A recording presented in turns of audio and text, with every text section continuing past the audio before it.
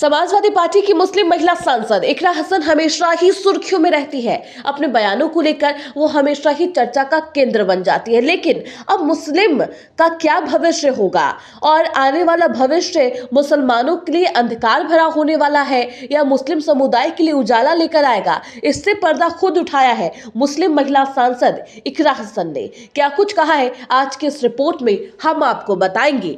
Samajwadi party की युवा सांसद इकरा हसन मुस्लिम समुदाय से आती है और अक्सर आपने उन्हें मुसलमानों के पक्ष में बोलते हुए भी देखा होगा। लेकिन ऐसा नहीं है कि सिर्फ वह मुसलमानों के ही पक्ष में बोलती है, हिंदू समुदाय के लिए भी वह अपनी आवाज समय समय पर उठाती हुई नजर आ जाती है। अल्पसंख्यक समुदाय के लिए अब इकरा हसन ने कुछ खास कहा है। ये बताया है कि आखिरकार उनका भविष्य में अंजाम क्या होने वाला है। बड़े मजे की बात है कि चुनाव के टिकट सभी पार्टियों को मुसलमान याद आने लगते हैं।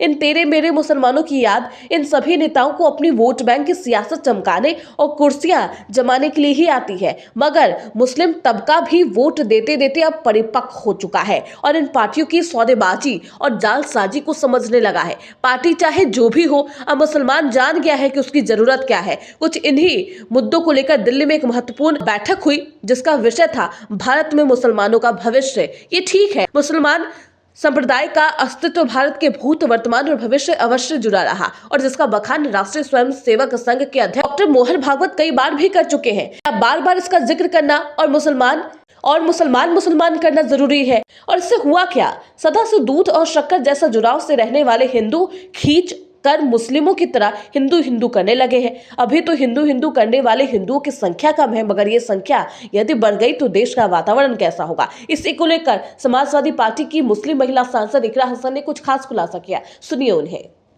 For all joining together for this wonderful event. जो कॉन्सेप्ट नोट है उसको जब मैंने पढ़ा and I thought what can the answer to this question be, what is the future of Muslims in India। मैंने बहुत सोचा और जहन में दो जवाब आए कि हमें जहाँ काम करने की ज़रूरत है, एक एक्सटर्नल हमारी जो रिप्रेजेंटेशन हो रही है मीडिया के माध्यम से, एक उस पर, और एक इंटरनली हम लोगों को अपने अंदर भी झांकने की ज़रूरत है।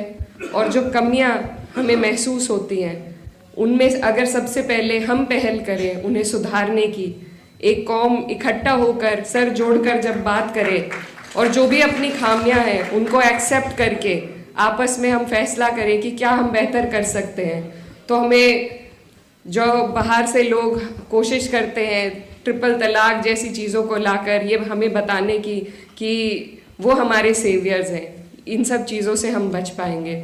दूसरा, जो हमारा एक्सटर्नल रिप्रेजेंटेशन हो रहा है, जो परसेप्शन एक बनाया जा रहा है, उसको सुधारने के लिए सबसे ज़्यादा हमें तालीम की ज़रूरत है।